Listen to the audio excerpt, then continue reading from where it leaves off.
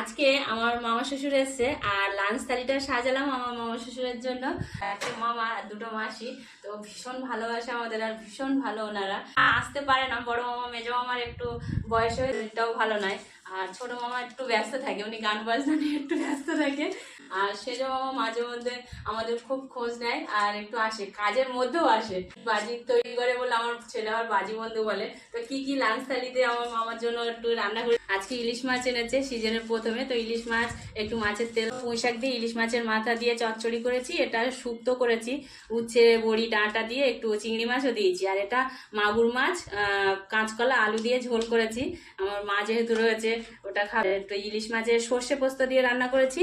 আর এটা আমের চাটনি, আমাদের গাছের আমের চাটনি, রায়তা বানিয়েছি, স্যালাড করেছি। তো মামাকে দিয়ে দিচ্ছি, এবার মামা খেয়ে বলবে মামা কেমন হয়েছে। শুক্তোটা আগে খান, আপনি এমনি শুক্তো তেতো এসব খান।